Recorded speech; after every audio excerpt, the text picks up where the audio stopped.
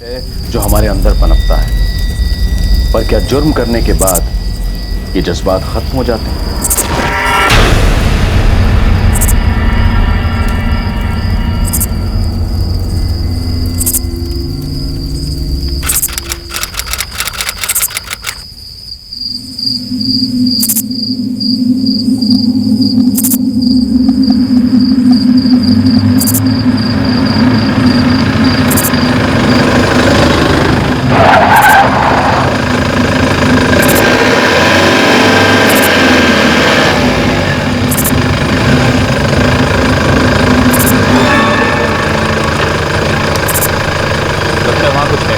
काम करो, गाड़ी घुमाओ।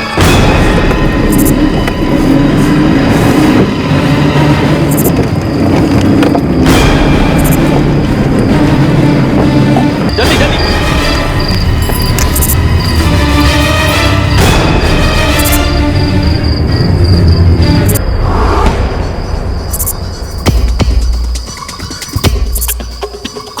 Petrol vehicle 546 calling.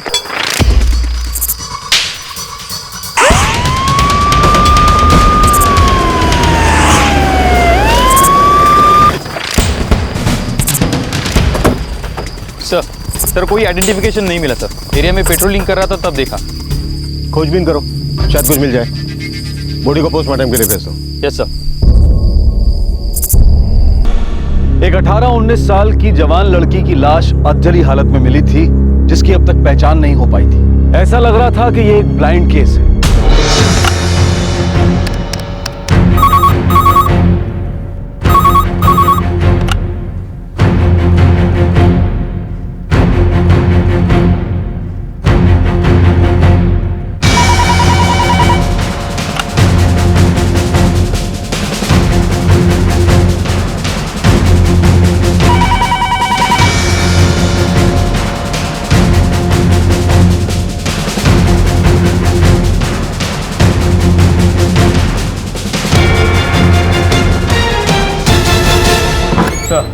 पूरे हैदराबाद में फाइल सभी मिसिंग कंप्लेंट चेक कर लिए, लेकिन उस लड़की से एक भी मैच नहीं करी।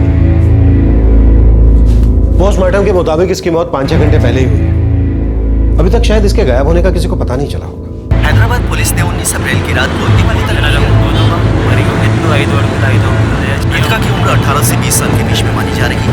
उसका रंग गेहुआ है और कद 5 फुट 5 इंच है। अगर किसी को भी इस लड़की के बारे में कोई भी जानकारी मिले तो कृपया हैदराबाद सिटी पुलिस स्टेशन में संपर्क करें।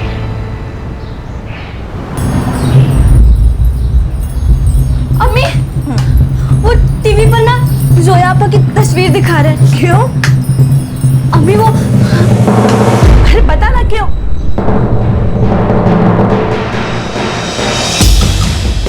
चल जल्दी से।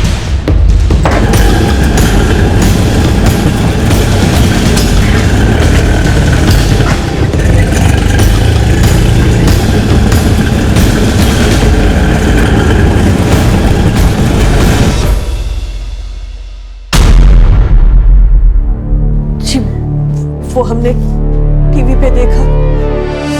ये आपकी बेटी है? हाँ।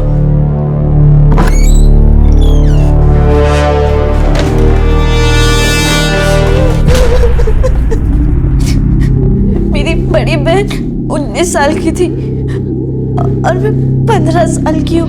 कल रात 1:30 बजे हमें जोया की बॉडी मिली, पेट्रोल। मैं सुबह से उसका फोन ट्राई कर रही थी, पर उसका फोन बंद आ रहा था। जोया कल रात कहाँ गई थी? काम पर गई थी।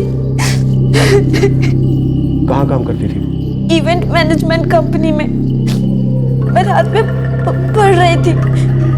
वो अम्मी से बोली कि फोन आया है और निकल गई। उठिए, पानी पी लीजिए।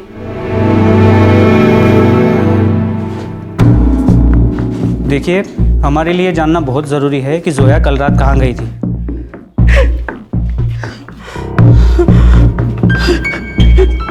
जोया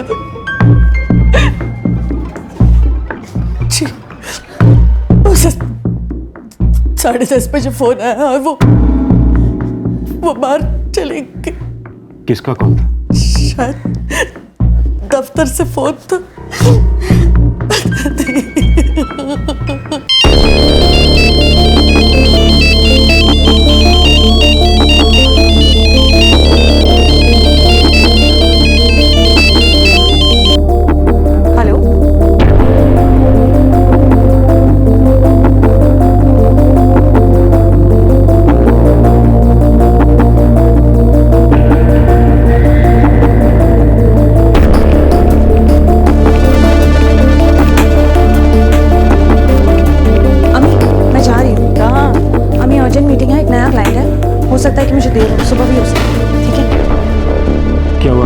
को काम के लिए बाहर रहती थी? इवेंट के कामों से कभी कभी देर हो जाती थी तो वो रात भर बाहर रहती थी, पर सुबह लौट कर घर आती थी। उसका मोबाइल नंबर? 444567898। वो फोन किसका था, इसका आपको जरा भी आइडिया नहीं? पता तो नहीं, पर शायद उसके बॉस का ही होगा। कौन है उसके बॉस? आबिद खान और सायरा नादिर। अब उस लड़की की पहचान हो चुकी थी। 18 साल की इवेंट मैनेजमेंट कंपनी में काम करने वाली जोया शेख। लेकिन उसे क्यों मारा गया था?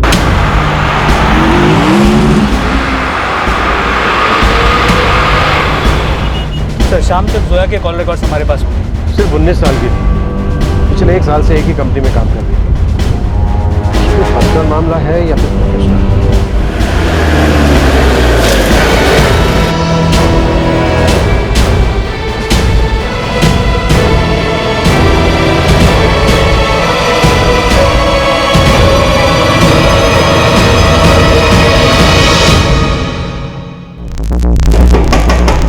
आबिद का नंबर है 444-356-545 और सायरा का 444-908-987। आज इनका ऑफिस बंद है? जनरली इनका ऑफिस सैटरडे को बंद ही रहता है। सर आबिद खान का नंबर बंद आ रहा है। सारा का ट्राई करो। Sir thank you. Thank you.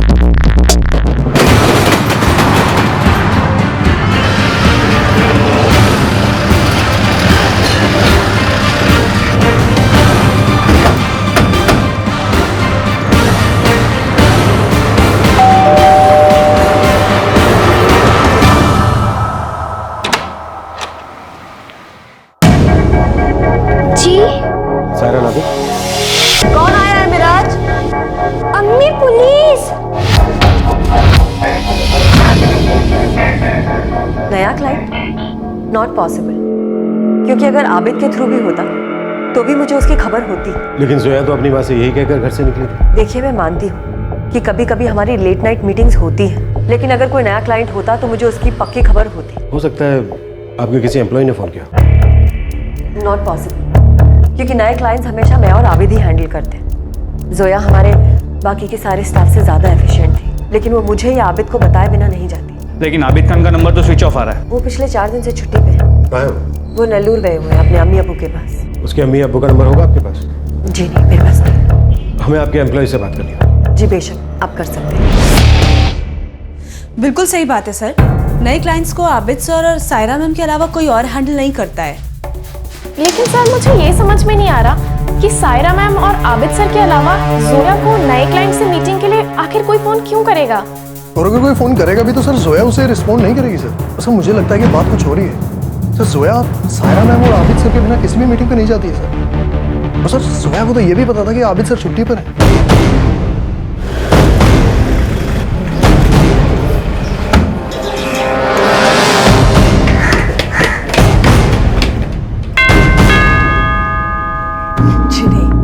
कोई लड़का नहीं था। उसने कभी बॉयफ्रेंड के बारे में जिक्र नहीं किया। उसने तो काम करने के लिए अपनी पढ़ाई तक छोड़ दी ताकि वो फौजिया को पढ़ा सके। 4 साल पहले मेरे शौहर का इंतकाल हो गया। घर के हालात बहुत मुश्किल हो गए थे। तब जोया ने सारी जिम्मेदारी अपने सर पर ले ली। मैं घर संभाल रही थी और उसे मुझसे झूठ बोलने की कोई जरूरत नहीं थी साहब। वो तो वैसे भी घर से बाहर आ जाया करती थी काम के सिलसिले। जोया के ऑफिस के अलावा भी दोस्त थे? हाँ, किरण और शबाना। वो दोनों उसके स्कूल टाइम के फ्रेंड्स थे। कहाँ मिलेंगे? यही रहते हैं पास में।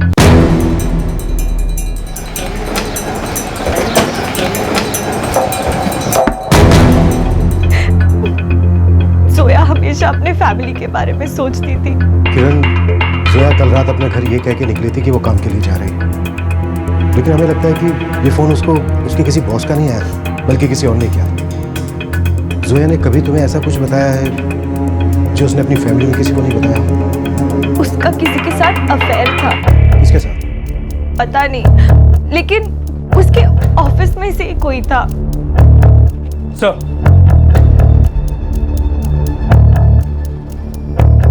सर शबाना रोए जा रही है। वो कुछ बात करने की हालत में नहीं है। वो कुछ जानती है? शायद जोया का अपने ऑफिस में किसी के साथ अफेयर चल रहा है।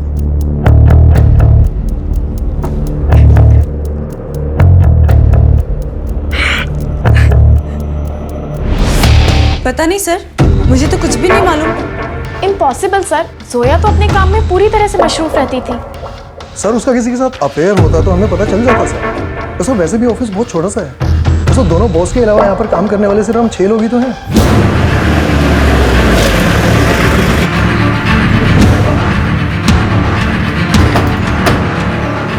मैं खुद आबिद से बात करना चाह रही हूँ, लेकिन उसका फोन अभी भी स्विच ऑफ आ रहा है। जोया का ऑफिस में किसी के साथ अफेयर था? क्या? हमें पता चला है कि जोया का आपके ऑफिस में किसी आदमी के साथ अफेयर चल रहा था। ये कैसी बातें कर रहे हैं आप? वो काफी वक्त से हमारे साथ काम कर रही थी, बहुत अच्छी लड़की थी, अपने काम से काम रखती थी। अगर ऐसा कुछ होता तो हमें जरूर पता होता ना।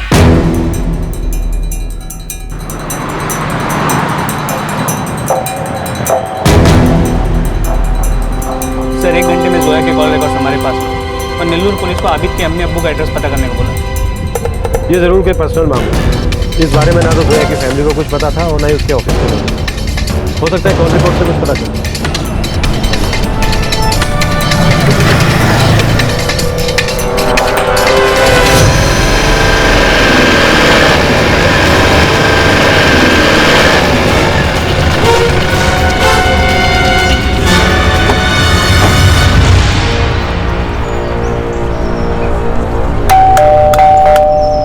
अभी तो दोपहर में निकल गया। कहाँ गए? हैदराबाद। बोला उसका ऑफिस में कुछ हुआ है। उसका फोन क्यों स्विच ऑफ था? पता नहीं, वो परेशान था। वो बोला था उसका ऑफिस में किसी लड़की का मौत हो गई। ठीक है, थैंक यू। अबीद के अम्मी अब्बू का कहना है कि वो नेल्लूर से हैदराबाद के लिए निकल गया। उन्हें तो वो यही बोल के निकला है। फिर भी उसके घर पे निगरानी रखो। मुझे पता चल गया था कि जोया का मर्डर हो। फिर भी उसने अपना फोन स्विच ऑफ किया। ठीक है।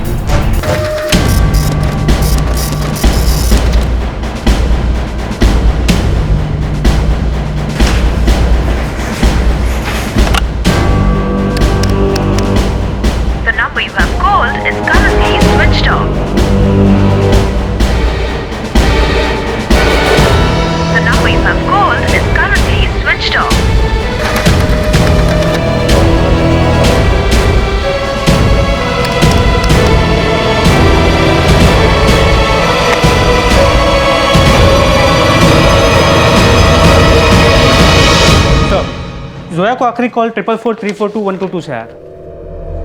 किसका नंबर है? सर कोई अल्ताफ कुरैशी, फेक नाम फेक एड्रेस। सर ये सिम 3 दिन पहले ही खरीदा गया था और इससे सिर्फ 2 कॉल किए गए, दोनों जोया को। एक 19 अप्रैल के दिन सुबह और दूसरे रात को, जिसके बाद जोया घर से बाहर निकली। जाहिर सी बात है मर्डर प्लान किया गया। सर हमने फ़ोन के IMEI नंबर को भी ट्रैक किया। ये फ़ोन सेट भी 3 दिन पहले ही खरीदा गया। ये मिस्टीरियस कॉल है, जिसके कॉल के बाद जोया अपने घर से निकली थी। जाहिर सी बात है जोया उसे बहुत अच्छी तरह से जानती है। उसका कोई अपना करीबी नहीं।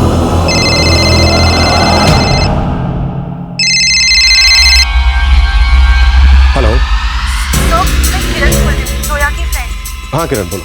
शबाना को आपसे बात करनी है, उसे कुछ पता है। ठीक है, शबाना को फोन दो।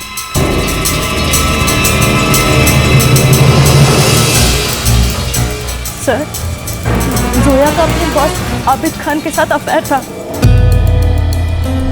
तू सीरियस है? हाँ। और वो भी सीरियस है? पर संभाल के जोया, वो तेरे बॉस हैं। हाँ, लेकिन वो कहता है मुझसे प्यार करता है। वो तो अच्छी बात है, लेकिन फिर भी संभाल के। तूने अपनी छोटी बहन और अम्मी से इस बारे में बात की कि नहीं? नहीं यार, अभी तक बात नहीं की। जब तक सब कुछ तय नहीं हो जाता ना, आबिद भी यही चाहता है कि जब तक सब कुछ तय नहीं हो जाता मैं इस बारे में किसी से बात नहीं करती। सिर्फ तुझसे कह रही हूँ, तेरे तक ही रखना।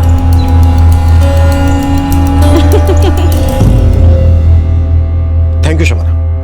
अगर हमें जरूरत पड़ी तो हम आपसे फिर से बात करेंगे। मुझे हमेशा जोया के लिए डर लगा रहता था।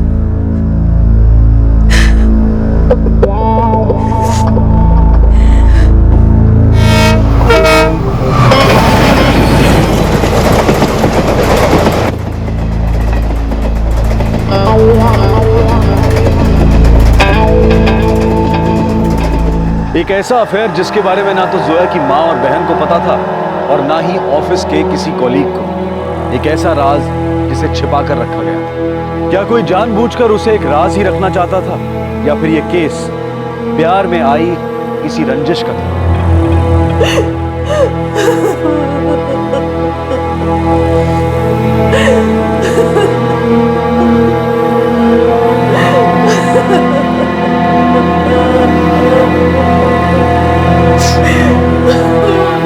अम्मी, थोड़ी देर सो जाओ।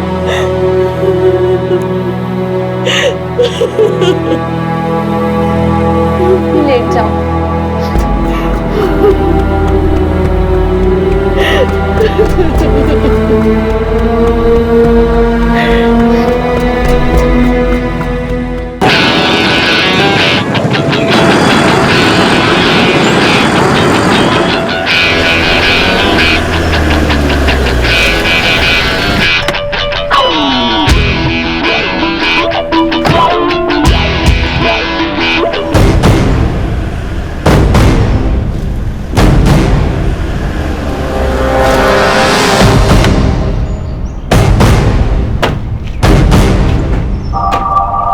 हम तुम्हें ऐसे बच के भागने नहीं देंगे। जी मैं भाग नहीं रहा था, मैं अभी वापस आऊँ घर। इनफैक्ट मैं आप लोगों को खुद ही कांटेक्ट करने वाला था। कैसे कांटेक्ट कर? बंद फोन से। मैं जब भी छुट्टी पर होता हूँ तो अपना फोन ऑफ रखता हूँ, और उस दौरान सायरा सारा काम संभालती है। ये जानने के बाद भी कि तुम्हारी एक एम्प्लॉय का मर्डर हो गया, वो भी ऐसी एम्प्लॉय जिसके साथ तुम्हारा अफेयर चल रहा है, जो तुम्हारे प्यार में थी, और शायद तुमने भी कभी उससे कहा था कि तुम उससे प्यार करो, तो पीछे हट गए। ये सच नहीं है, मैं भी जोया से प्यार करता था, इसलिए तो वापस जल्दी लौट कर आ गया, वरना तो मैं 2 दिन के बाद आने वाला था। तुम्हें क्या लगता है कि तुमने 2 दिन पहले आके कोई एहसान किया? हाँ, तुम्हारे साथ दोनों भर कौन थे? कैसे मारा जोया को? मैं उसे क्यों मारूंगा? मैं अम्मी अब्बू से हम दोनों की शादी की बात करने ही तो गया था, मैं प्यार करता था उससे। तुम मुझसे शादी करोगी? प्रपोज कर रहे हो? हाँ अभी? ठीक है, मैं हमारी शादी की बात करने के लिए अम्मी अब्बू के पास जा रहा हूँ, वापस आकर तुम्हारी मुझसे बात करूँ।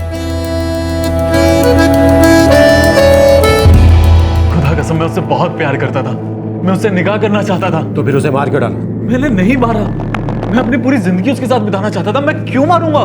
तो फिर अपने रिश्ते को उसके साथ छिपा कर क्यों रखा? इसलिए ना ताकि जब मन भर जाए तो उसे छोड़ सकूं, और जब रिश्ता तोड़ नहीं पाए तो उसे मार डाला। जी नहीं सर, ऐसी कोई वजह नहीं है, मैं उसके साथ जीना चाहता था, मैं उसे क्यों मारूंगा? ये काम किसी और का है। और कौन हो सकता है जिसके पास वजह है जोया को मारने की? सायरा, सायरा नादिर। आलम, मुझे अंदाजा भी नहीं था इस बात का। मैं तो खुद शॉक्ड हुई है जान के। मुझे जरा भी अंदाजा नहीं था कि जोया का और आबिद का अफेयर चल रहा था।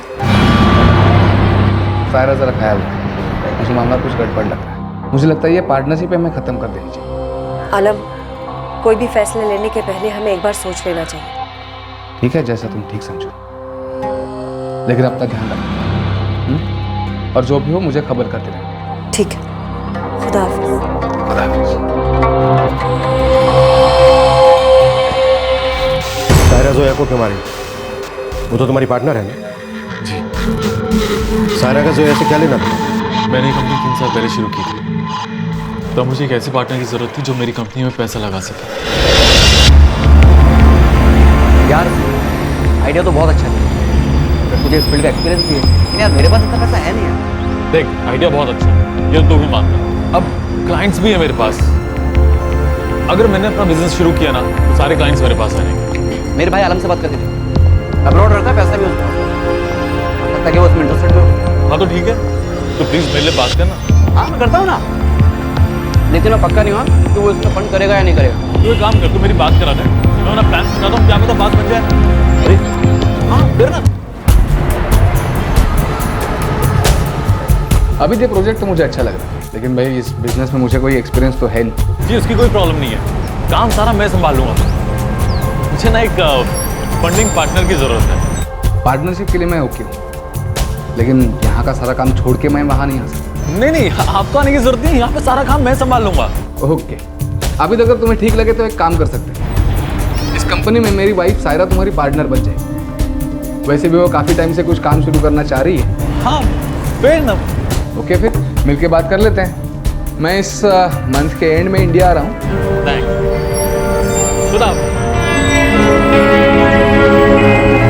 बात बन गई यार। हालांकि मेरा फंडिंग पार्टनर बन गया और उस हिसाब से सायरा मेरी ऑफिशियल पार्टनर। उसके बाद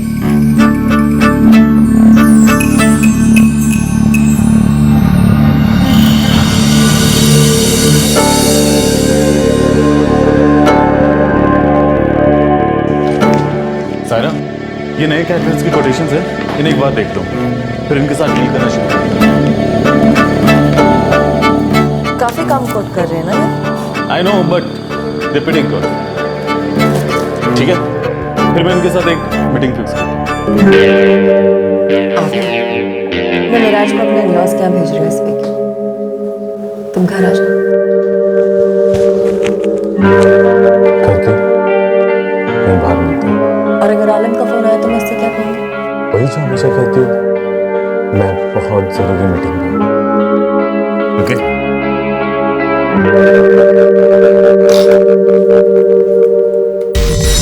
इंटरेस्टिंग। आलम अपनी वाइफ को तुम्हारा पार्टनर बनाता और तुम उसी के साथ अपना अफेयर शुरू कर देते हो। इसी बीच एंट्री होती है जोया की। इसीलिए अपॉइंट किया था उसे। जोया को सारा ने अपॉइंट किया था।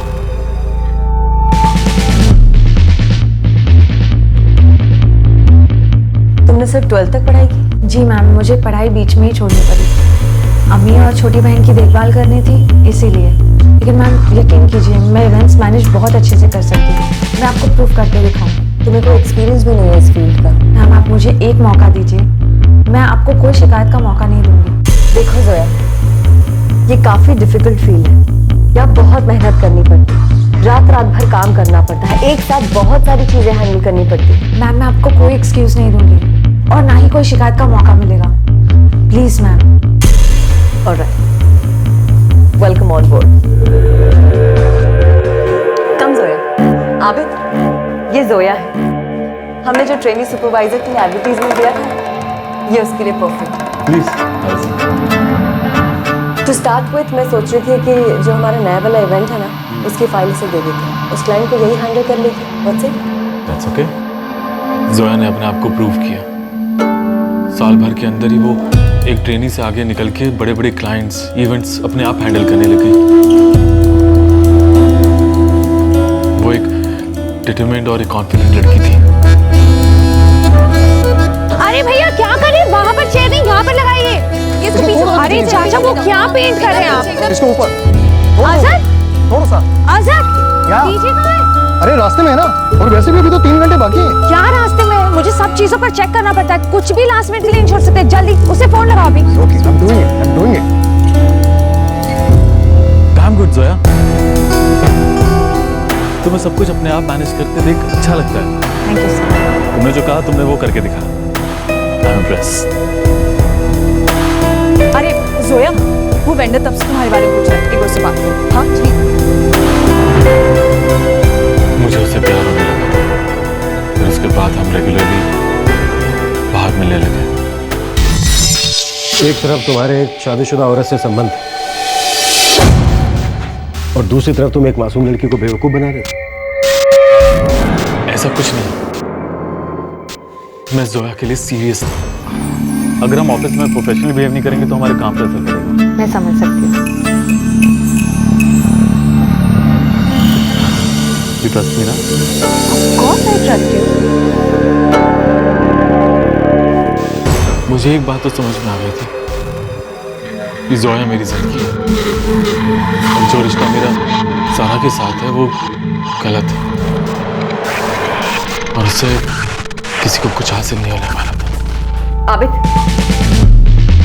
कल शाम से तुमने मेरे फोन का जवाब क्यों नहीं दिया? हाँ, थोड़ा बिजी था। तुम ऑफिस आए और मुझसे मिले तक नहीं? क्या बात है सर? आबिद, पिछले 1 महीने से तुम मुझसे ढंग से बिहेव भी नहीं कर रहे हो।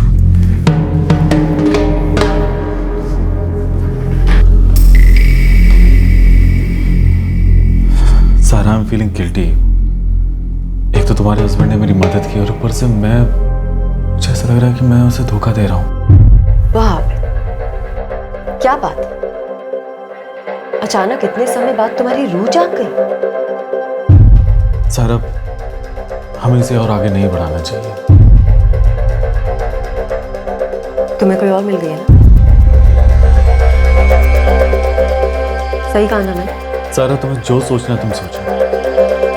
एक बात और जरूर सोचना कि तुम किसी की माँ हो, किसी की बीवी हो। हमारे बीच जो कुछ भी था ना वो गलत था। इसे आगे बढ़ाने से ना तुम्हारा कोई फायदा ना मेरा कोई फायदा। तुम्हें ऐसा लगता है क्योंकि तुम मुझसे बोर हो गए और तुम्हें कोई और मिला। बुरा बताओ कौन है? बोलो। सायरा प्लीज अब इसे यहीं खत्म करो।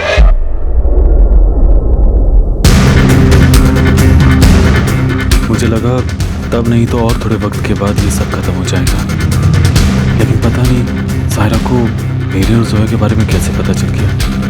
उसे ये भी समझ में आ गया था कि मैं जोया को लेकर बहुत सीरियस हूँ। क्या बात है? तो जोया वो लड़की जिसने तुम्हें मुझसे छीन लिया।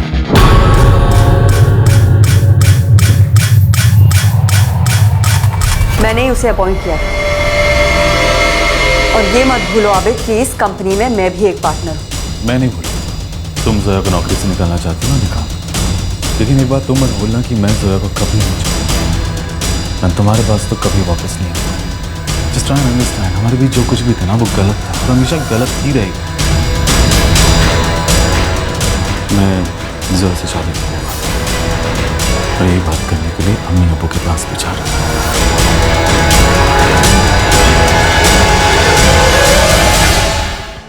16 तारीख को मैं यहाँ से निकला और मेरे पीछे से ये सब कुछ हो गया। और तुम्हें लगता है कि जोया के कत्ल में सायरा का हाथ है? जी सर, मुझे लगता है। अच्छी कहानी है। और तुम्हें लग रहा है कि हम इस पर विश्वास करते हैं? हमें कन्विंस करने के लिए तुम्हें थोड़ा सा जोर और लगाना पड़ेगा। क्या जोर लगाऊं सर? सच ही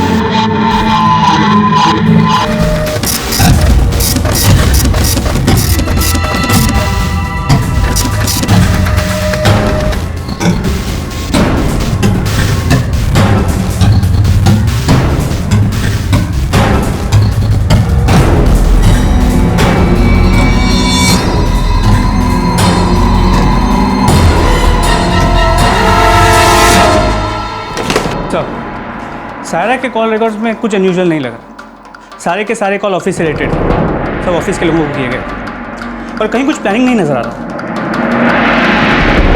आबिद के कॉल रिकॉर्ड्स क्या कहते हैं? वो उस वक्त नेल्लौर में था और उसके कॉल रिकॉर्ड्स में कुछ सस्पिशियस नहीं लगा। आबिद कोई खेल खेल रहा है, सारा इल्जाम सायरा पे डालना चाहता है। हो सकता है, लेकिन ये भी हो सकता है जो आबिद कह रहा हो वो सच हो। सायरा ने ही बड़ी चालाकी से बिना कोई सबूत छिड़े काम करता है। लेकिन क्या कोई किसी से इतनी नफरत कर सकता है कि उसको इतनी बेरहमी से? हमारे पास एक सच है पर वो किसी दूसरे पे उंगली होता है। पता करते हैं कौन सच बोल रहा है और कौन झूठ। क्या आबिद खान सच बोल रहा था? क्या जोया के कत्ल के पीछे सायरा का ही हाथ था? क्या इस सब की वजह सिर्फ जलन थी?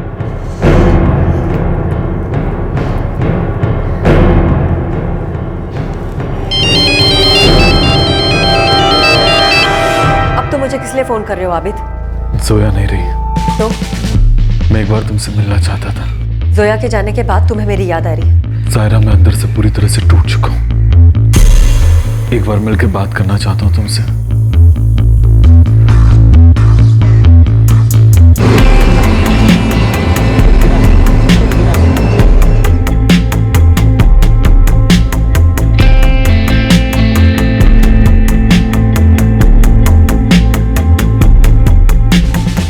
क्यों बुलाया मुझे यहाँ?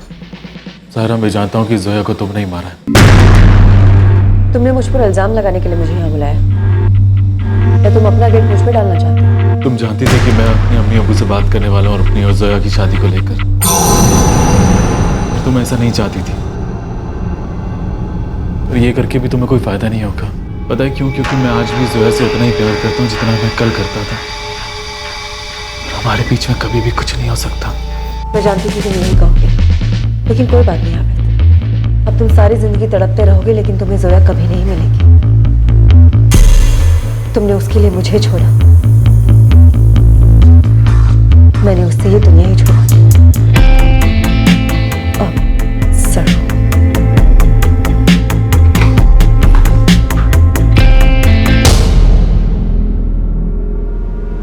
हमें बस एक छोटी सी वजह चाहिए थी तुम पर शक करने के लिए, तुमसे पूछताछ करने के लिए।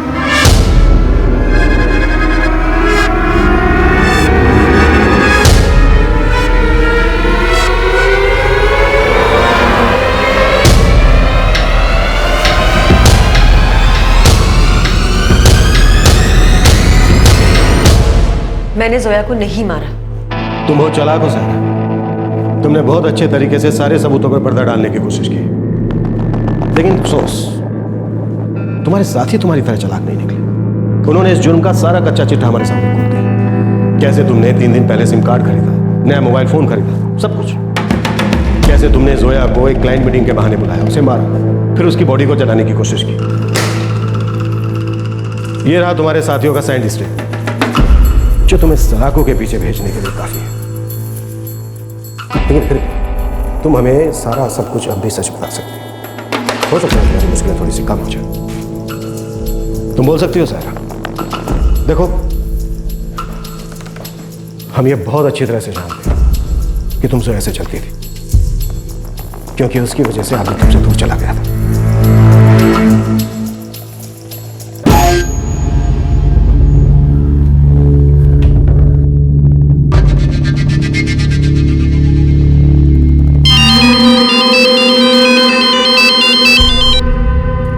हेलो जोया, सायरा बोल रही हूँ। गुड मॉर्निंग मैम, बोलिए। नया नंबर लिया? नया लिया। सुनो, आज रात को एक मीटिंग हो सकती है, तैयार है? मैं कॉल करूँगी। Okay sure ma'am. और अजहर को भी बोल देना, उसे भी वहाँ आना है। Okay ma'am. अजहर, हाँ अजहर, आज रात को मीटिंग है तो तैयार रहना और फोन जरा स्विच ऑन रखना। ओके। उसके बाद मैंने जोया को रात को फिर से फोन किया।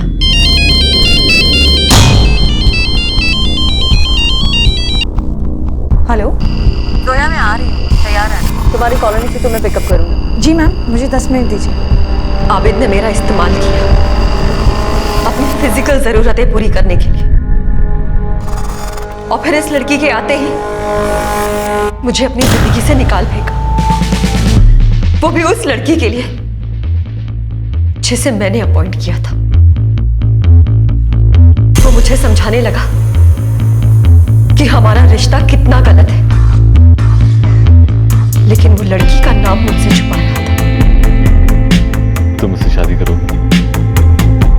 प्रपोज कर रहे हो? हाँ आबिद।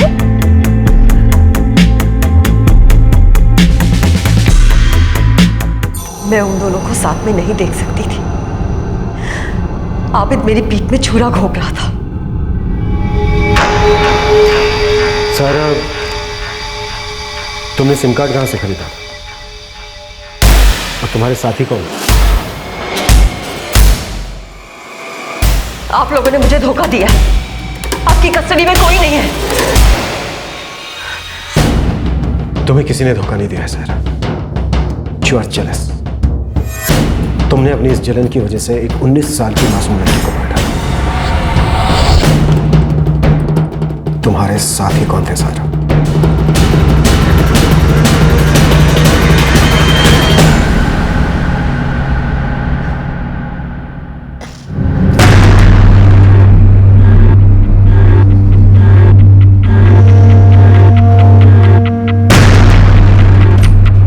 Yes ma'am.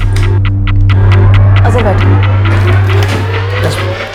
तुम्हें मेरे लिए एक काम करना होगा। श्योर मैम, क्या काम है? करोगे ना मेरे लिए? जी मैम, लेकिन काम क्या है? इसके लिए तुम्हें पैसे मिलेंगे, प्रमोशन मिलेगी, और तुम जोया की जगह संभालोगे। जोया को रास्ते से हटाने में तुम्हें मेरी मदद करनी है। मैम, मैं ठीक से समझा नहीं। जोया को खत्म करना है। तो तुमने अपने एक एम्प्लॉय को लालच देकर फंसा दिया। तुम्हारा दूसरा साथी कौन था? साबिर, अजहर का दोस्त है। उसी ने सिम और मोबाइल का इंतजाम किया था। मैम, कहाँ जा रहे हैं? क्लाइंट से मिले। क्लाइंट कौन है? अभी पता चल जाएगा।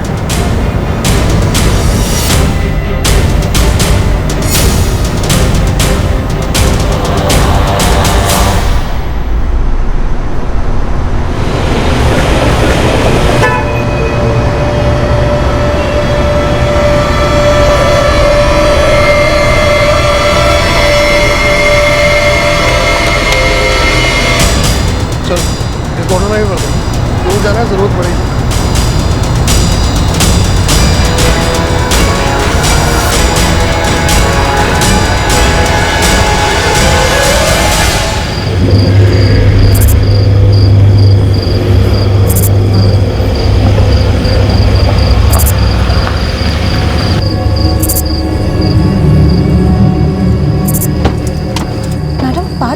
हमारी यहाँ से किससे मीटिंग है? तुम आबिद को कभी हासिल नहीं कर पाओगी। मैम बात क्या है? आपने मुझे यहाँ पे क्यों बुलाया है?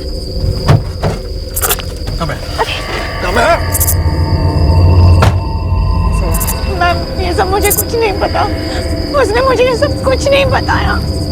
असल कोई बात नहीं, अब तुम आबिद से कभी नहीं मिलोगी। मेरी अम्मी है और मेरी छोटी बहन है, उनका मैं ही सहारा हूँ। मुझे अब छोड़ दीजिए प्लीज, अगर मुझे जाने दो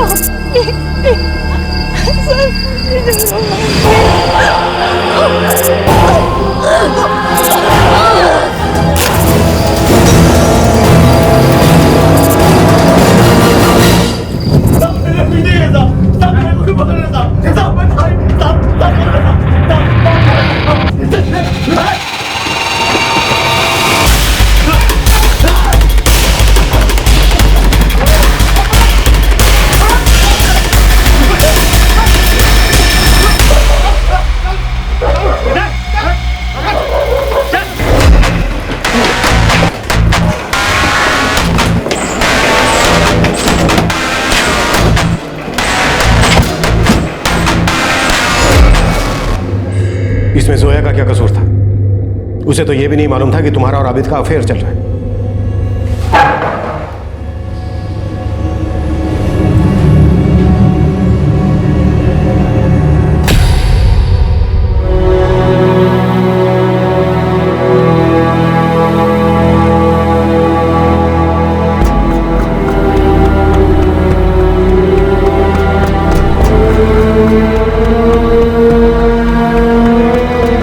जुर्म की एक एक कड़ी को जोड़कर वो पूरा रास्ता ट्रेस कर लिया था जिस पर सायरा और उसके दो साथी मजहर और साबिर जोया को लेकर गए थे और उसे मार डाला था। पेट्रोल पंप के अटेंडेंट ने अजहर की पहचान बोतल में एक्स्ट्रा पेट्रोल लेने वाले आदमी के तौर पर की। इस जुर्म में जो कार इस्तेमाल की गई थी वो अजहर के दोस्त की थी, उसे बरामद कर लिया गया है और उससे फिंगरप्रिंट सैंपल्स भी ले लिए गए। सायरा, अजहर और साबिर पर आईपीसी की धारा 302 के तहत कत्ल करने के लिए, धारा 34 के तहत एक ही मंशा के साथ काम करने के लिए और धारा 201 के तहत सबूत मिटाने के लिए केस दर्ज किया गया।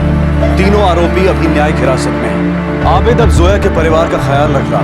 फौजिया की पढ़ाई जारी है। जलन ने एक औरत को ऐसे अपने काबू में किया कि उसने एक मासूम लड़की की जान ले ली। वो लड़की जिसने अपने नाजुक कंधों पर पूरे परिवार का बोझ उठा रखा था। उस लड़की को तो इस बात की भनक तक भी नहीं थी कि उसके प्रेमी का किसी दूसरी औरत के साथ कोई रिश्ता है, और उसी औरत ने उसे मार डाला। जलन जिससे नफरत पैदा हुई, नफरत जिससे पैदा हुआ एक जुर्म जिसने एक इंसान को मुजरिम बना दिया और दूसरे को उसका शिकार। आखिर नफरत पर कैसे काबू पाया जा सकता है? कैसे जलन को अपने ऊपर हावी होने से रोका जा सकता है? कैसे इस एहसास को पागलपन की हद तक पहुंचने से पहले रोका जा सकता है? अगर इन जज्बातों को बढ़ावा ही ना दिया जाए तो, अगर इन बातों को ऐसे ही छोड़ दिया जाए तो। आपसे फिर मुलाकात होगी क्राइम पेट्रोल दस्तक में एक और नए केस के साथ। तब तक अपना ख्याल रखें, सुरक्षित रहें और याद रखें, नफरत, जलन, बदला, इन सभी भावनाओं को अपने अंदर पालकर हम कभी खुश नहीं रह सकते। जय हिंद। हमारे आज के एपिसोड की दूसरी कहानी।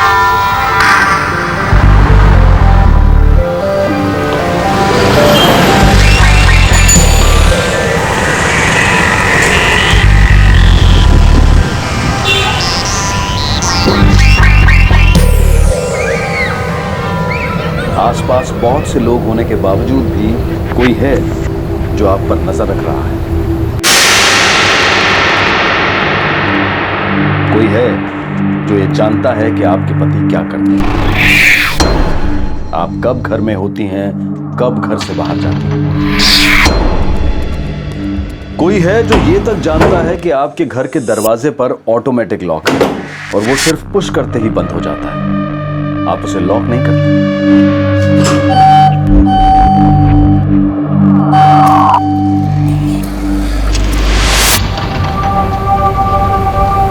जानता है कि आपकी बिल्डिंग में कोई खास सिक्योरिटी नहीं है, क्योंकि कोई भी कड़ी सिक्योरिटी के लिए पैसा नहीं खर्च करना चाहता है।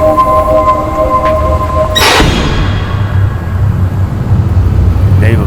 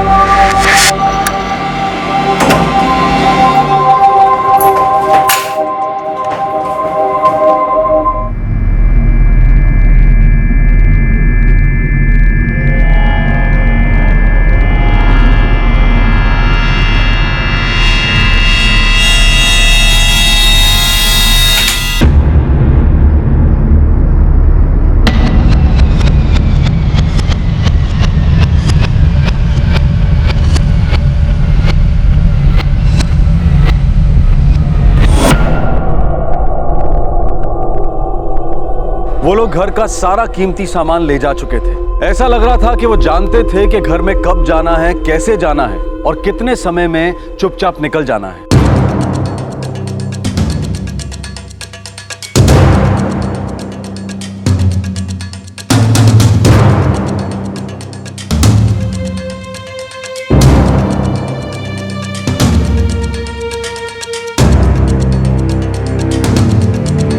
मैं एक बिजनेसमैन हूं सर। मैं अपनी वर्कशॉप पे था, तभी मेरी पत्नी ज्योति का फोन आया।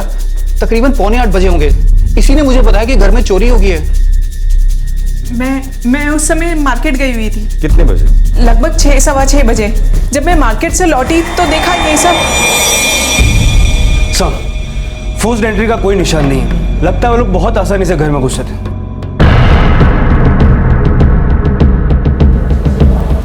अंदर आने के लिए घर की चाबी यूज की होगी, क्योंकि ऑटोमेटिक लॉकिंग सिस्टम है। मैं जनरली लॉक नहीं करती। ऑटोमेटिक लॉक है, दरवाजा खींचने पर ही बंद हो जाता है। आप दोनों के अलावा घर की चाबी और किस किस के पास होती है? सर, किसी के पास नहीं। आपके घर में कोई नौकर है? हाँ, शिल्पा, पर वो पिछले 3 दिन से छुट्टी पे गई हुई है। उसकी माँ बीमार है, पर उसके पास घर की चाबी नहीं है। आपके पास उसका नंबर है? हाँ। नहीं साहब, मैं यहाँ से किसी को जाते हुए नहीं देखा साहब। चोरी शाम को 6 से 7:30 के बीच हुई, जब मिसेस ज्योति कंसल अपने घर से बाहर थी। मैं सब दिन भर गेट पे ही रहता हूँ साहब, और जाता भी हूँ ना साहब, सिर्फ टॉयलेट करने के लिए जाता हूँ साहब, 5 मिनट के लिए, और सब बस पंप ऑन या ऑफ करने के लिए बस। एक बात तो साफ है, जब कोई अंदर आया था तुम गेट पर नहीं थे। नहीं साहब, मैं इस गेट से 5 मिनट से ज़्यादा टाइम के लिए हटता नहीं हूँ। इस सोसाइटी में और भी कई गेट है, कोई अंदर वहाँ से भी तो जा सकता है, लेकिन कोई नया आदमी आता है, मैं उससे पूछताछ किए बिना अंदर जाने नहीं देता हूँ। सर, इस सोसाइटी की सिक्योरिटी काफ़ी ढीली है। तभी तो वो लोग तब घर में घुसे थे जब मिसेस ज्योति मार्केट गई थी। उन्हें पता था कि वो घर पर नहीं है। अजीब बात तो यह है कि फोर्स्ड एंट्री नहीं की गई है। उन लोगों ने बड़ी सफाई से ये चोरी की। मुझे लगता है इसमें किसी जान पहचान वाले का हाथ है। एक काम करो, उसकी नौकरानी को पुलिस स्टेशन बुला दो। साहब, मेरी आई बीमार थी साहब, मेरे पास तो घर की चाबी भी नहीं है साहब। मोबाइल देना।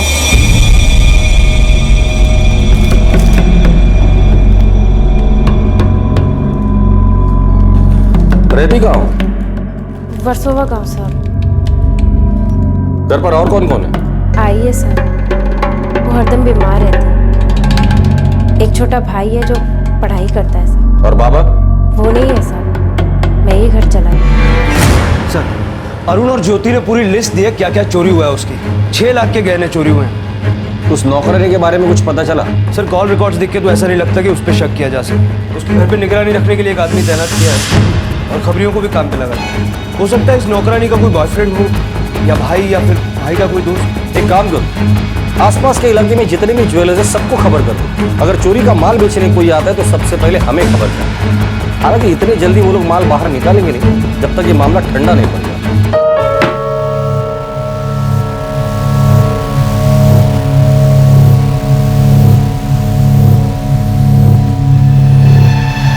समझ में नहीं आता है कोई कैसे किसी के घर में घुस के इतना सामान लेकर जा सकता है और किसी ने उसे देखा भी नहीं, सिक्योरिटी गार्ड्स ने भी नहीं। यही बात तो मुझे भी समझ में नहीं आ रही है। चाबी तुम्हारे और मेरे अलावा किसी के पास नहीं थी, फिर वो लोग घर के अंदर घुसे कैसे? सर वो नौकरानी, उसका भाई इसमें शामिल नहीं है। लड़की का कोई बॉयफ्रेंड भी नहीं है। उसकी माँ सचमुच बीमार है और अपनी माँ को हॉस्पिटल ले जाने के लिए उसने छुट्टी ली थी। किसी रेगुलर गैंग का काम हो सकता है ये? अब तक ऐसा कुछ सामने नहीं आया। एक्सपर्ट्स का कहना है कि चोर हाईली प्रोफेशनल है, कहीं कोई फिंगरप्रिंट्स नहीं छोड़ा। समझ नहीं आ रहा है कि वो लोग अंदर घुसे कैसे। सर मुझे लगता है कि उनके पास डुप्लीकेट चाबी होगी क्योंकि फोर्स्ड एंट्री का कोई साइन नहीं। ये चोरी पुलिस के लिए ना सुलझने वाली गुत्थी बन गई थी। कहीं भी ऐसा कोई सुराग नहीं मिला था जिससे पुलिस उन चोरों के बारे में पता लगा सके। 2 महीने बाद उसी एरिया में फिर एक ऐसी चोरी हुई जिसने पुलिस वालों के होश उड़ा दिए।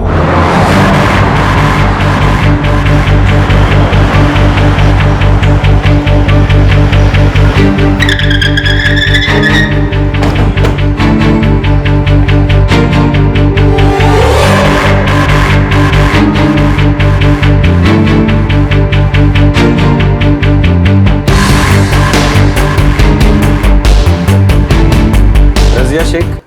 जी मैं ही हूँ रजिया शेख। मैंने ही आपको फोन किया था। क्या हुआ? यहाँ पे एक 42 इंचेस का LED टीवी था, वो अब गायब है सर। और यहाँ पे सर एक एक्सपेंसिव शोपीस था और यहाँ पे एक बहुत एक्सपेंसिव वाज था, वो भी गायब है सर। और सर यहाँ पे बहुत एक्सपेंसिव सिल्वर वे की किचन क्रॉकरी थी सर, वो भी गायब है। दरवाजा चेक। सर आप यही रहती है? नहीं सर, ये मेरे कजन ब्रदर फैजल का फ्लैट है, वो पेरिस में रहते हैं। मतलब इस घर में कोई नहीं रहता? नहीं सर, लेकिन मैं महीने में एक बार आती हूँ साफ सफाई के लिए अपनी मेड नजमा को लेकर। आज दोपहर आई, दरवाजा खोला तो देखा सर सब सामान गायब था। पिछली बार कब आई थी आप? 2nd वीक ऑफ जनवरी में। एक्चुअली सर मैं पिछले 5 महीने से मुंबई से बाहर हूँ, पिछले हफ्ते ही लौटी हूँ। आज दोपहर आई साफ सफाई के लिए तो देखा यहाँ पर। ताज्जुब है, घर से इतना बड़ा 42 इंच का टीवी गायब हो गया और उसे ले जाते वक्त किसी ने नहीं देखा। हम बॉबुल के फ्लैट में ही रहता, पर ये दरवाजा हमेशा लॉक, इसलिए ध्यान नहीं गया। शक करने जैसा कुछ लगा ही नहीं। Sir automatic lock, forced entry नहीं है। रजिया जी, आप दरवाजा लॉक कर दी थी या सिर्फ खींच कर चली जाती थी? ऑटोमेटिक लॉक है सर, दरवाजा खींच के बंद हो जाता है। लेकिन सर मैं हर बार चेक करती थी, दरवाजा ठीक से बंद होता था। मतलब आप दरवाजा चाबी से बंद नहीं करती, जस्ट खींच लेती थी तो वो बंद हो जाता था? जी सर। सर देख लीजिए आप, लास्ट बार तो रजिया मैडम ही गई थी शेख साहब के फ्लैट में, 5 महीने हो गए। उसके बाद तो फ्लैट बंद ही था साहब, कोई भी आया गया। लेकिन कोई आया था, इतना बड़ा 42 इंच का टीवी लेकर गया है। साहब वही तो समझ में नहीं आ रहा है कि इतना बड़ा टीवी कोई कैसे लेके जा सकता है, मतलब किसी के तो नजर में आता नहीं। ये सीसीटीवी वर्किंग कंडीशन में है? जी साहब। मुझे पिछले 1 महीने की सारी फुटेज चाहिए।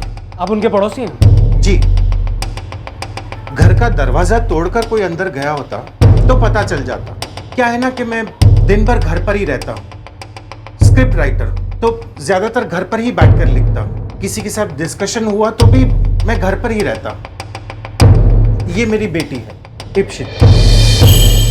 नहीं सर, एक चाबी मेरे पास होती है और दूसरी फैजल भाईजान के पास। वो पेरिस में रहते हैं ना, इसीलिए। सर मैं महीने महीने में एक बार आती हूँ, अपनी आंखों के सामने साफ सफाई कराकर वापस चली जाती हूँ, और मैंने आज तक कभी भी मेड के हाथ में चाबी नहीं दी। क्या आपने आस पड़ोस में कभी किसी को चाबी दी थी? नहीं सर, कभी नहीं।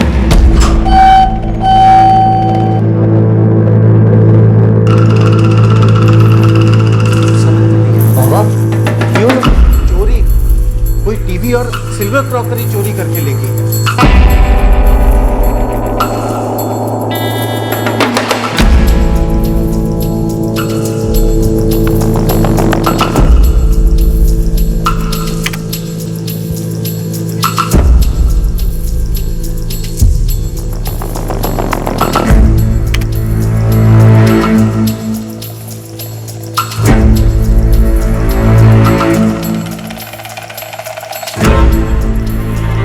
सभी सोसाइटी के लोगों का ही आना जाना है, शक करने जैसे कोई मूवमेंट ही नहीं। सर ये फुटेज सिर्फ पिछले 15 दिन का। घर हमेशा बंद रहता था, तभी खुलता था जब खुद रजिया घर पर आते। अजीब बात है, ऑटोमेटिक लॉक है, फोर्स्ड एंट्री के कोई साइंस नहीं है। सर ये मामला आपको अप्रैल में जो ग्रेशियस साइट्स में चोरी हुई थी उससे मिलता जुलता नहीं लगता?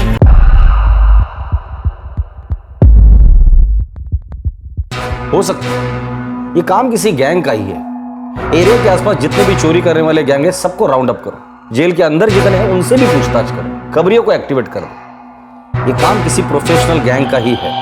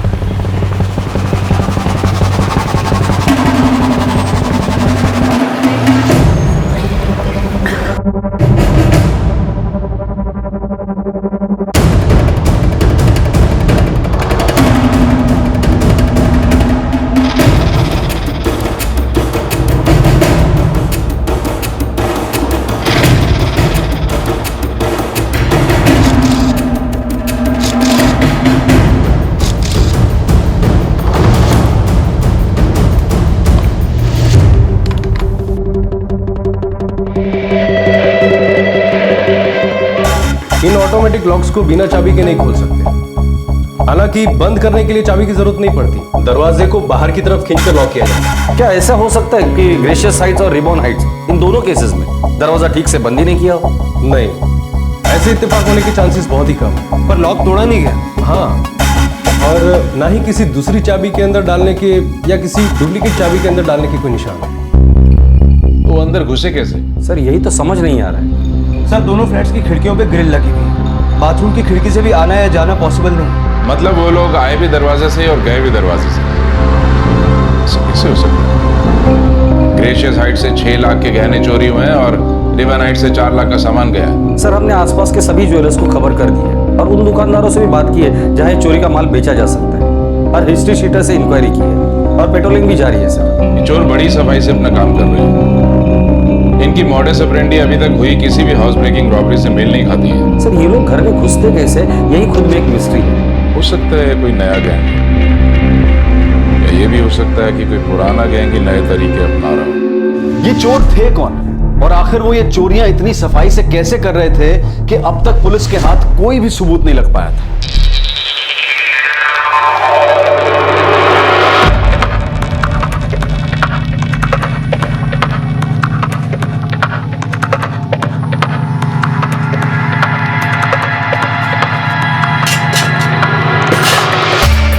बढ़िया।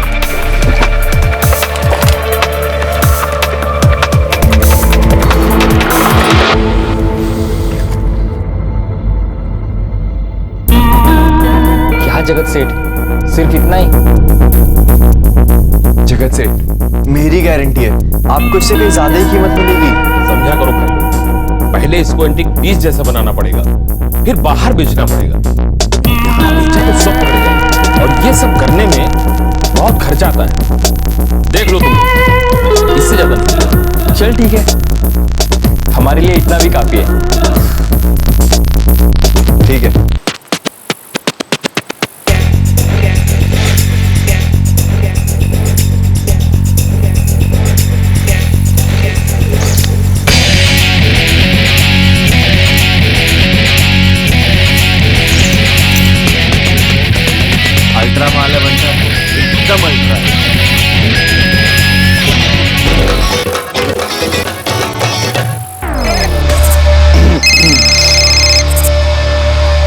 হ্যাঁ মা बोलो। হ্যাঁ রে সোনা, কোথায় আছিস? माँ दोस्त के घर पर हूँ, पढ़ाई कर रहा हूँ। 11 बज रहे हैं, घर कब आएगा? बस थोड़ी देर में आ रहा हूँ माँ, 2 चैप्टर और बाकी है। ठीक है, खाना टेबल पे रखा है, खा लेना। ओके माँ, bye, love you. Love you সোনা, বাই। এই যে গো, আমি শুতে যাচ্ছি, গুড নাইট। বসো বসো। আরে বসো না।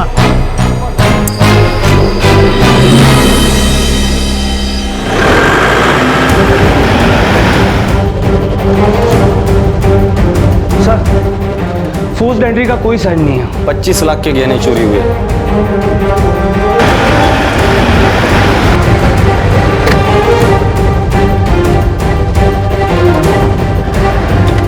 सर, 16 लाख का गोल्ड और डायमंड। कोई फोर्स एंट्री नहीं हुई है।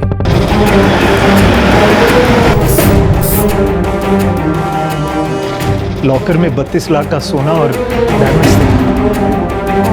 उस वक्त मैं मार्केट जाने के लिए निकली थी। चोरी का वही तरीका। मिसेस शर्मा मार्केट जाने के लिए नीचे उतरती है, चोर अंदर आते हैं, चोरी करते हैं और निकल जाते हैं। और आशीष भाई, सिक्योरिटी को कुछ पता ही नहीं। सर, जहाँ जहाँ भी अब तक चोरी हुई वहाँ की सिक्योरिटी बहुत ढीली थी और कुछ जगह पे सीसीटीवी भी काम नहीं कर रहे थे।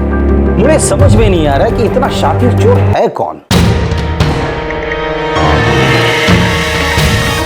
भगवान कसम मुझे कुछ नहीं मालूम। बिना ताला तोड़े अंदर कोई कैसे घुस सकता है साहब? ऐसा मैंने पहली बार सुना है। चलिए, इधर का गैंग है या बाहर का गैंग? मुझे कुछ पता नहीं साहब। मैंने लॉक्स को बिना चाबी के खोलने की कोशिश की। It's impossible. समझ में नहीं आ रहा ये लोग चोरियां करते कैसे। अब तक 5 चोरियां हो चुकी हैं और हमारे हाथ में एक भी नहीं है।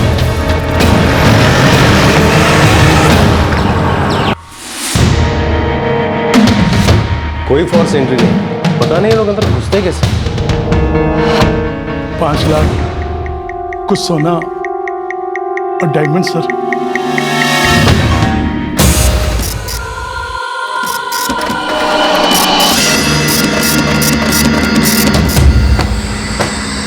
सर, 2 घंटे में इस एरिया में करीब 2 लाख फोन कॉल्स हुए हैं। हर मुमकिन कोशिश करो, कहीं ना कहीं कोई ना कोई सुराग तो जरूर मिलेगा।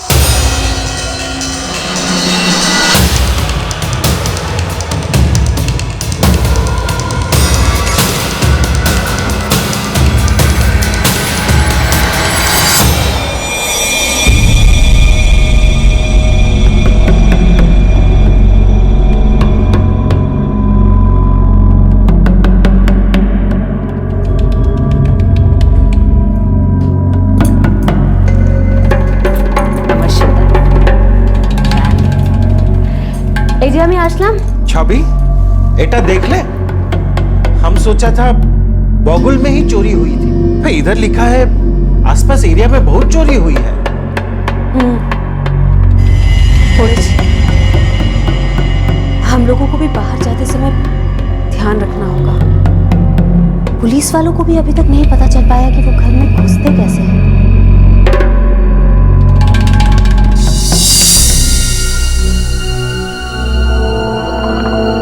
लीजिए चाय। आप क्यों इतना परेशान हो रहे हैं? एक तो हमारे घर में ऑटोमेटिक लॉक नहीं है और मैं जब भी घर से बाहर जाती हूँ तो ताला लगा के ही जाती हूँ। और वैसे भी हमारे घर में चोरी करने के लिए है ही क्या। सुरभि, फिर भी सतर्क रहने की जरूरत है। जमाना बहुत खराब है। बाय बुआ, बाय फूफा। अरे ऋषभ, कैसा चल रहा है कॉलेज? आजकल तो दिन रात पढ़ाई में ही लगा हुआ है। हाँ फूफा, अच्छे मार्क्स जो लाना है। गुड।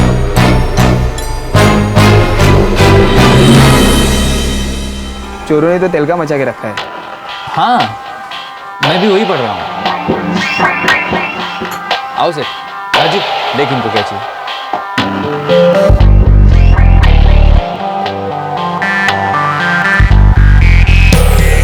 हाँ ऋषभ, तुम दोनों कुछ दिनों के लिए शांत हो जाओ।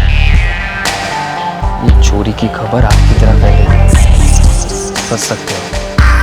अजित का फोन था, वो बोला था कि कुछ दिनों के लिए हमें रुक जाना चाहिए। पुलिस हाथ धो के पीछे पड़ी है, कभी भी हम तक पहुंच सकती है। पहुंची तो नहीं ना, और मैं बोलता हूँ पहुंचेगी भी नहीं। देख, अगर ये सब बंद किया ना तो फिर भूल जाना तेरी वो शादिया, रेशमा, वो कौन थी वो, रीटा। हाँ, भूलना पड़ेगा सबको। सोच ले, नहीं यार, फिर से वही 100-200 रुपए की पॉकेट मनी में नहीं जी सकते हैं। वही तो प्रॉब्लम है ना मेरे भाई। अब यही चीज घर वालों को कौन समझाए कि आजकल 100 रुपए में एक मूवी की टिकट भी नहीं आती है। और तुझे पता है, अगर यही चीज मैं मेरे डैड को बोलूंगा तो क्या बोलेंगे, अरे क्या जरूरत है पिक्चर देखने का, टीवी पे आता है तो है, फ्री में देखो। जीना है तो शान से जियो, लाइक अ किंग। तो चिल मार, ये ले, ऐश कर अपनी रीटा के साथ।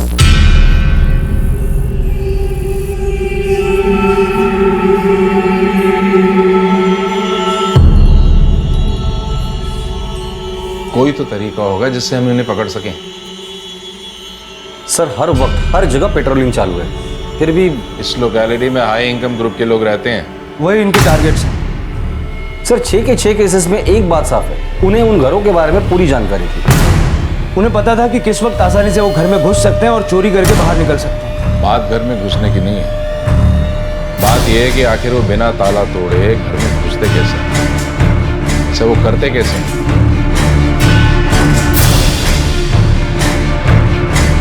अब तक उनसे कोई गलती नहीं हुई थी। उन लोगों का कॉन्फिडेंस दिन पर दिन बढ़ता ही जा रहा था। खबर सुर्खियों में थी, लेकिन फिर भी पुलिस उन तक पहुंच नहीं पाई। उन्हें लगने लगा था कि अब वो कभी पकड़े नहीं जाएंगे। उन्हें विश्वास था कि अब उनसे कोई गलती हो ही नहीं सकती।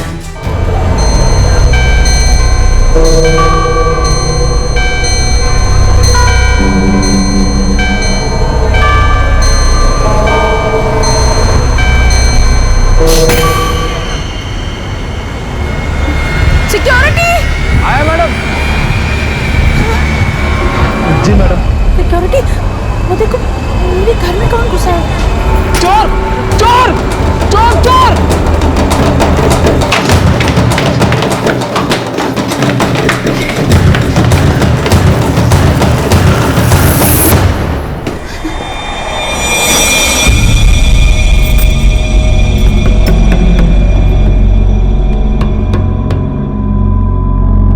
मुझे डर लग रहा है।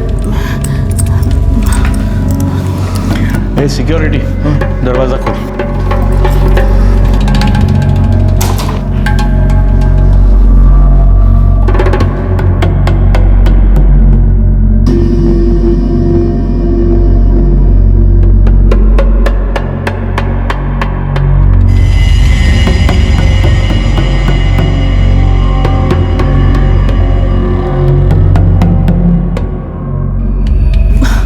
मुझे अच्छे से याद है, सारी लाइट्स बंद थी। मैं कभी लाइट्स ऑन करके बाहर जाती ही नहीं हूँ।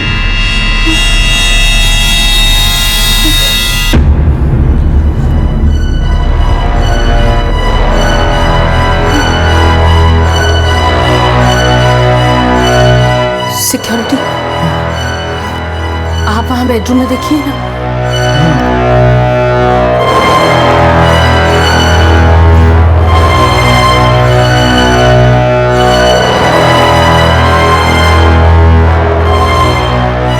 अंदर तो कोई नहीं है मैडम, पर सारी अलमारियां खुली पड़ी हैं।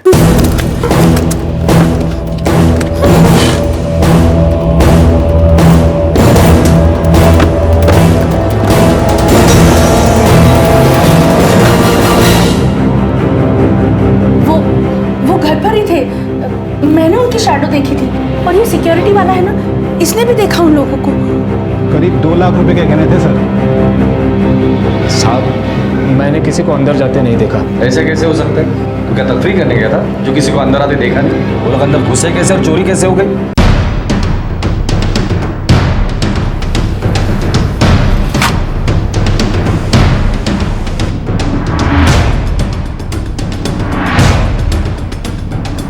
इस खिड़की के शीशे निकालकर वो लोग भाग गए होंगे सर, और पाइप से नीचे उतर गए होंगे। जाहिर सी बात है पीछे सिक्योरिटी भी नहीं होगी, क्योंकि सब लोग फ्लैट की तरफ भागे होंगे।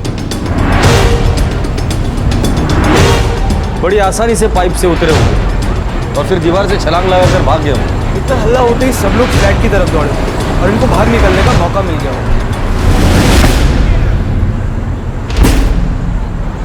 वो क्या है?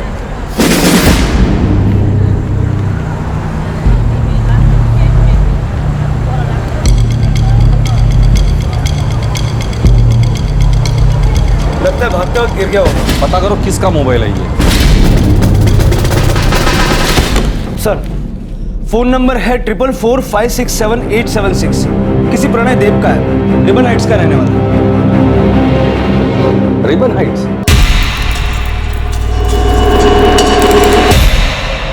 ये तो वही सोसाइटी है जहां जून महीने में चोरी हुई थी। वो 42 इंच का टीवी। रजिया शेख, उनके पड़ोसी भी देव, सुब्रतो देव, वो राइटर।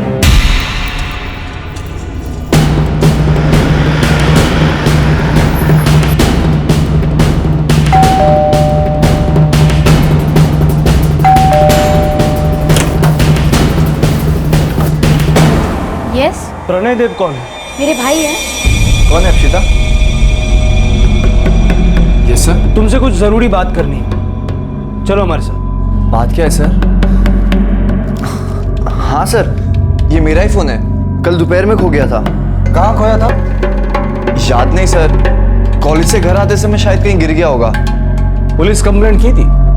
आज करवाने वाला था सर, फिर सोचा किसी फ्रेंड के पास होगा तो मिल जाएगा। अच्छा प्रणय, तुमने किसी को बताया था कि तुम्हारा फोन खो गया है? हाँ सर, मैंने माँ को बताया था। पता नहीं मम्मा, पुलिस आई और भैया को साथ लेके चली गई। कौन सा पुलिस स्टेशन? पता नहीं पापा, कुछ बोला ही नहीं, मैं डर गई थी।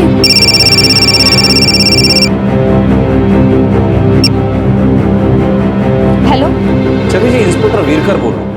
आपके बेटे प्रणय का कल फोन खो गया था क्या? हाँ, बताया था उसने शाम को, लेकिन आप उसे क्यों लेकर गए? बस थोड़ी पूछताछ करनी थी। कौन सा पुलिस स्टेशन? सर मैंने बताया ना, मेरा फोन कल खो गया था और ये बात मैंने माँ को भी बताई थी। प्रणय, हमें तुम्हारा फोन एक्वा टावर में मिला था। Aqua tower? मेरा फोन वहाँ? स्ट्रेंज। या वेरी स्ट्रेंज।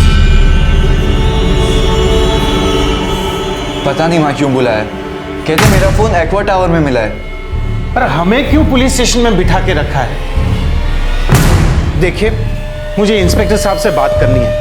उन्होंने मेरे बेटे के साथ बात कर ली है ना, फिर उसे यहाँ क्यों रोक कर रखा है? इंस्पेक्टर साहब ने आपको भी थोड़ी देर इधर ही बैठने को कहा है, बैठिए।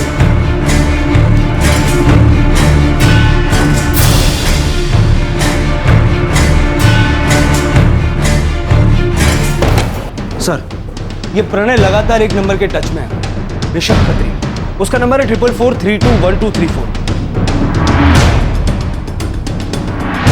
और सर, इस ऋषभ के फोन की लोकेशन भी एक्वा टावर से, उस वक्त जब वहां चोरी हुई थी। उस औरत ने और सिक्योरिटी ने 2 लोगों की शैडो देखी। और सर, सबसे जरूरी बात, प्रणय और ऋषभ दोनों के फोन की लोकेशंस एक साथ उन सारी जगहों पर मिली है जहां जहां चोरी हुई। Gracious heights, blue cloud heights, river heights, iris view heights और नाइट्रा अपार्टमेंट। सिर्फ रिबन हाइट्स की चोरी को छोड़कर, क्योंकि उस चोरी की एग्जैक्ट डेट पता नहीं चल पाई।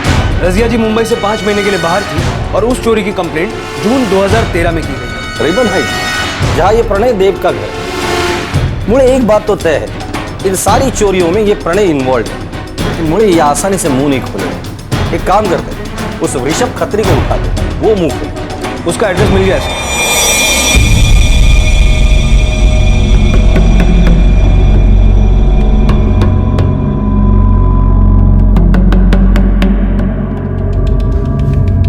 इंस्पेक्टर साहब बाहर गए हुए हैं, आप लोगों को वेट करने को बोला है। पर हम लोग को क्यों परेशान किया जा रहा है? ये मुझे कुछ मालूम नहीं, साहब आएंगे ना वही आपको बताएंगे। ये गलत है।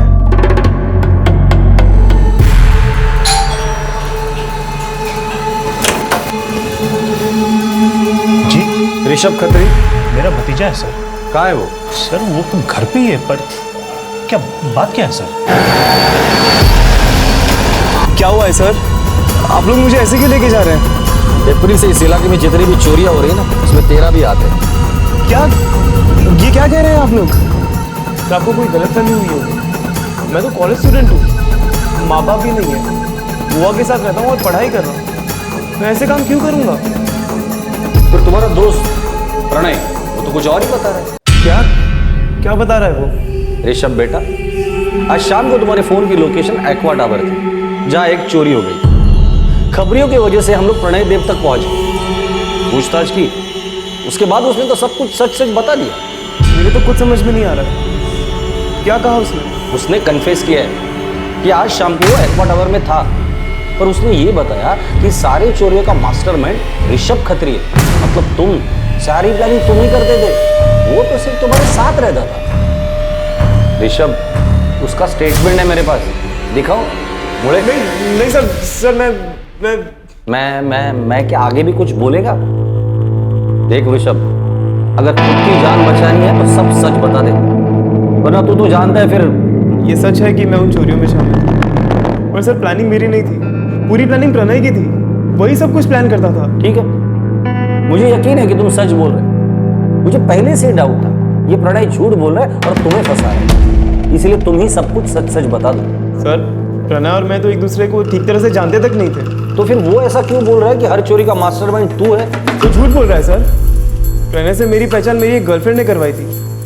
हम दोनों की एक ही कॉमन प्रॉब्लम थी। क्या? हम दोनों को पैसे चाहिए थे, पॉकेट मनी कम पड़ती थी। तब प्रणय ने एक आइडिया दिया, एक प्लान बताया।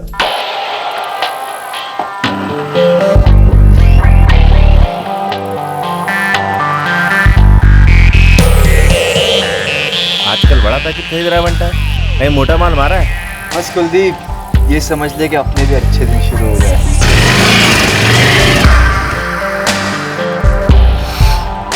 यार प्रणय, तेरे पास इतना रुपया आता कहाँ से? सिंपल है यार। यार इतना ही आसान है तो मुझे भी बताना, मैं भी ट्राई करता हूँ। पार्टनर बनेगा मेरा। पर करना क्या होगा? देख यार, इट्स अ गेम, और मुझे इस गेम को बड़ा करने के लिए ना एक पार्टनर चाहिए। पर मुझे करना क्या होगा ये तो बता। फिर प्रणय ने मुझे बताया कि उसने क्या क्या किया, कहाँ से उसके पास इतना सारा रुपया आता था। कहाँ से?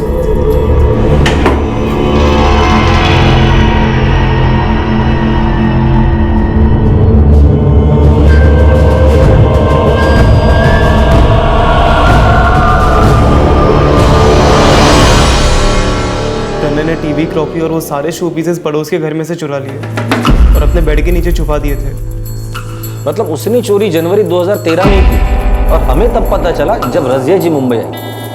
अच्छा, उसने ये सारा सामान बेचा कैसे?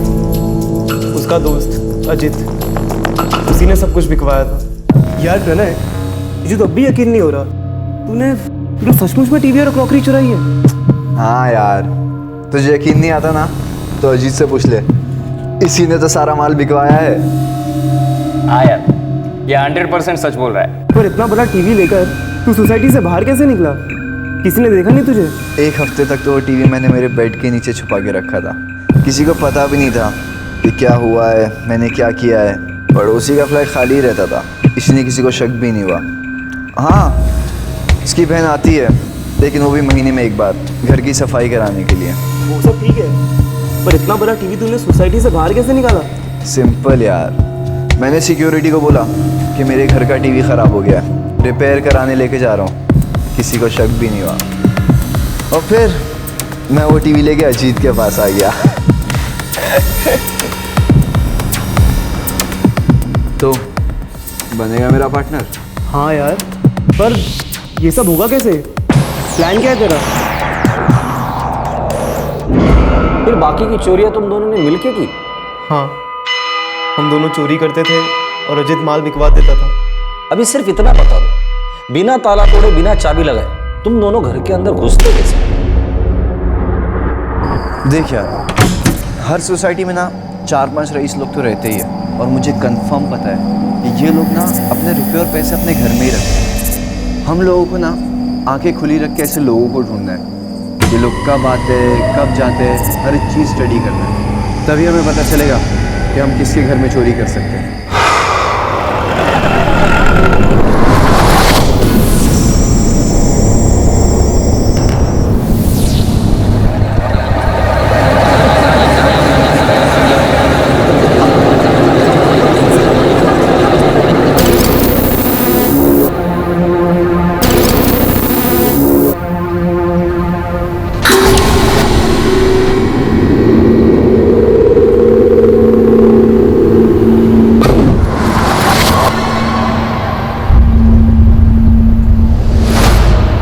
पैसे वाले लोगों के बारे में पता करते थे, कब घर के लोग बाहर जाते हैं, कब वापस आते हैं, घर की औरतें कब बाहर जाती हैं। घर में घुस के चोरी करके वापस निकलने का विंडो टाइम कितना है? मैंने पूछा तुम दोनों घर के अंदर घुसते कैसे थे?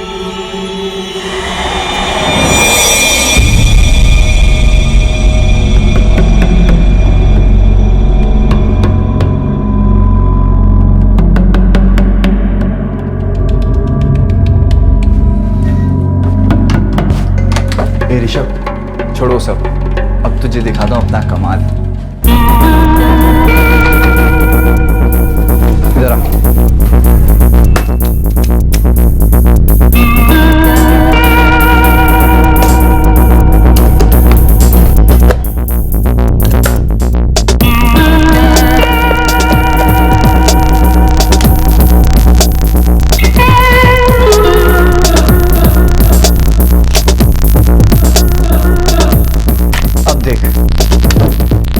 मैं इन पीसेस को इन किताबों के नीचे रखूंगा ना, तो ये अपने आप फ्लैट हो जाएगा। पर इससे दरवाजा कैसे खुलेगा? वे आजकल ना ज़्यादातर लोग अपने घर में ऑटोमेटिक लॉक लगवाते हैं, उससे वो दोबारा लॉक नहीं करते, बस एक बार दरवाजा खींचा और बंद।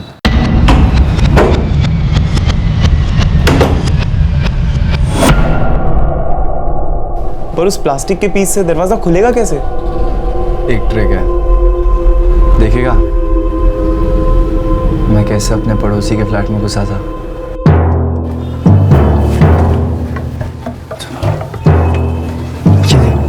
ये भी सेल्फ लॉक है। ले, अब खोल। नहीं खुला ना? ये पकड़, देख अब ये फ्लैट हो गया।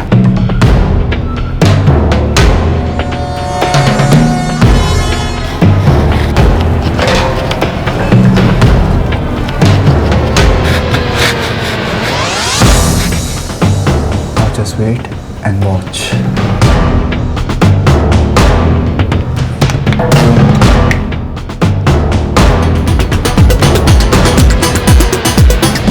अच्छा।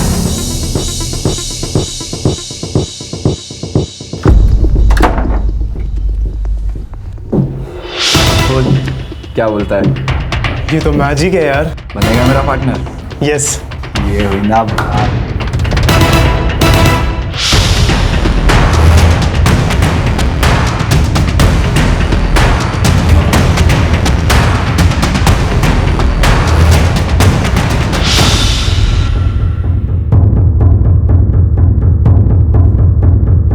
सिर्फ लड़कीबाजी, जुआ और नशे के लिए इतना सब कुछ किया तुम लोगों ने?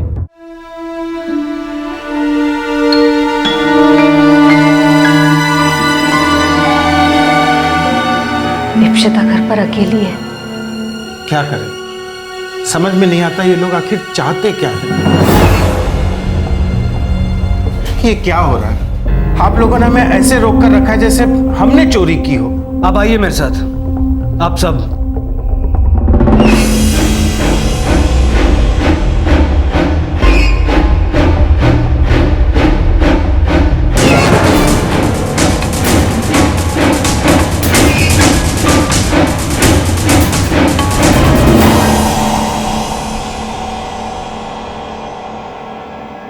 प्रणय देव, तुम्हारे दोस्त से मिलो, ऋषभ खत्री, याद है ना या भूल गए?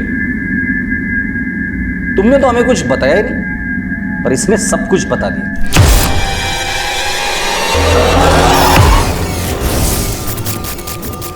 तुम लोग कैसे चोरी करते थे, कहां माल बेचते थे, सब कुछ। एक और साथी है ना तुम्हारा, अजीत, याद है कुछ? या अब भी यही कहोगे कि तुम्हारा मोबाइल कहीं खो गया? प्रणय, क्या है ये सब?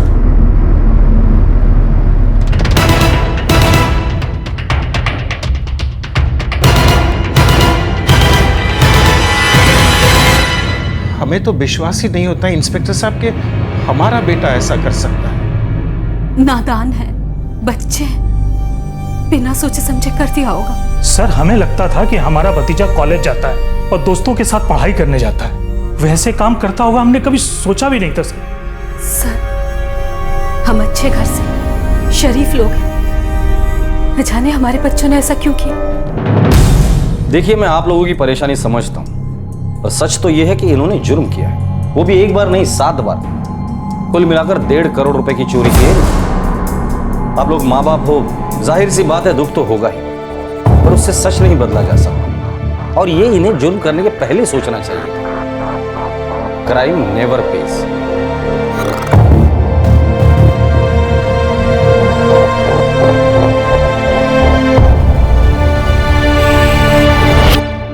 प्रणय, ऋषभ, अजीत और वो आदमी जिसने इनसे चोरी का माल खरीदा था, जगत, इन चारों पर आईपीसी की धारा 454 के तहत चोरी करने के इरादे से किसी के घर के बाहर घात लगाकर बैठना, धारा 457 के तहत रात के समय चोरी करने के इरादे से घर के बाहर घात लगाकर बैठना, धारा 380 किसी के घर में चोरी करना, धारा 34 किसी के लिए गलत मंशा से मिलकर साजिश करना, ये सभी धाराएं लगाई गई। सभी आरोपी अभी न्यायिक हिरासत में हैं और पुलिस चार्जशीट फाइल करने की तैयारी में है। इन तीनों और चोरी का माल खरीदने वाले जगत के पास से काफी चीजें बरामद की गई हैं। जिन लोगों के घर में चोरी हुई थी उन लोगों ने अपने सामान की रिकवरी के लिए कोर्ट में एप्लीकेशन दी है। पुलिस को पता चला है कि और भी कई पुलिस स्टेशंस में इस तरह की रॉबरी के केसेस दर्ज हैं, जिनका मोडस ऑपरेंडी यानी कि चोरी करने का तरीका इन केसेस से मिलता है। ऐसा हो सकता है कि ये लोग उन केसेस में भी शामिल थे। प्रणय के माता पिता और ऋषभ के बुआ और फूफा को ये सच जानकर एक गहरा सदमा लगा, एक ऐसा सच जिस पर विश्वास करना